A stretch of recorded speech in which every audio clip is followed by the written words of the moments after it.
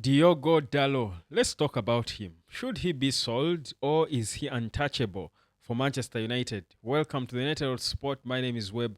And ahead of our game against Lyon in the UEFA Europa League, Dalot has spoken about the title and how he feels it's realistic to dream about it, but we first need to get there before we even think about really touching the silverware.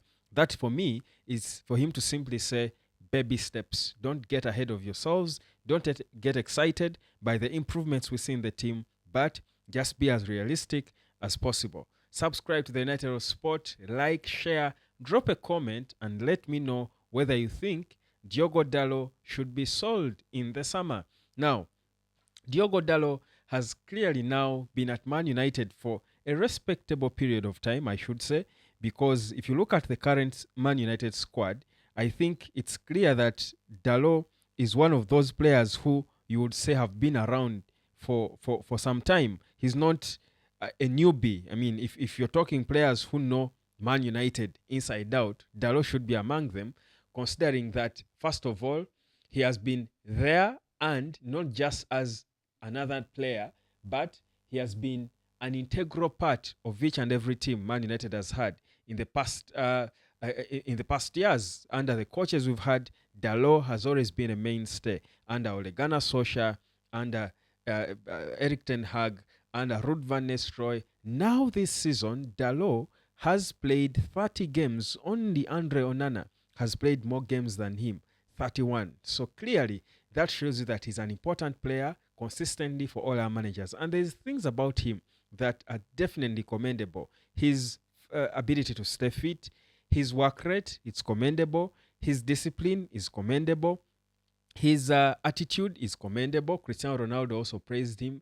But we all know for a fact that his IQ, football IQ is not really the best. It's not really the best for a player playing in Man United. And that's why we have disquiets about him. And that's where we all come up and say, maybe he can be surplus to requirements. Maybe he's not untouchable. He's not inexpendable. Well, we can say all that stuff. But the truth is, Diogo Dalot, I think, will start Man United for long for one reason. First of all, no club would want to lose a player who does not get injured. That's one. Two, no manager in this world will want to lose a player who has got the right attitude when it comes to training, when it comes to mentality, the hunger and desire to learn and improve. No, no club in the world will want to exist without a utility player. Now, if you look at this Man United squad, Diogo Dalot is our utility player. He's the guy who will play inverted wing back on the left when Patrick Dogu is not there. He will play it on the right when Ahmad is injured. He will play on the right-hand side of the back three. He can play on the left-hand side of the back three.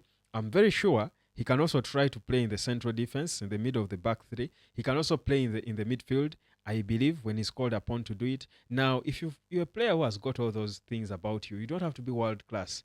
In any case, utility players are never world class players. They are never. Think about John O'Shea. He was never world class, but they just do enough to survive. And that survival football at times is enough for you to warrant a stay in a club like Man United. You cannot have a team full of only world class players and you think you have a team, because world class players have their shortfalls. Now, for this Man United, of course, there is not so many world class players, and it's perhaps even insane for me to be talking about Man United and world class. But the thing is, we've got now to accept the fact that Dalot is part of us for a long time. He's been at the club since 2018. Definitely, we signed him from Porto because we saw potential in this young kid.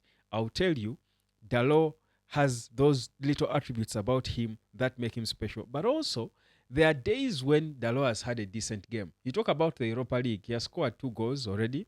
That's one, commendable. He has scored, I think, assisted twice in the Premier League.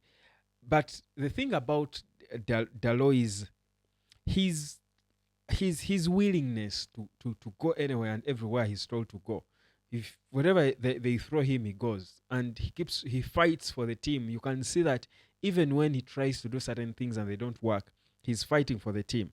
I was worried a bit, thinking that everything Dalot can do, every position he can play, Mazraoui can do and play better. And I was thinking, are we going to have two utility players in him and Mazraoui in the team? Doesn't make a lot of sense. But I think Mazraoui would be disrespected to be considered a utility player because Mazraoui is a proper bowler in the defense of Man United. So he's a main guy. I don't see, even when all players are fit, Mazraoui is going to be starting in that back line on the right hand side of the back three. So Amorim probably now has figured out that I cannot consider Mazraoui as another guy to keep rotating left, right, and center unless there is really need.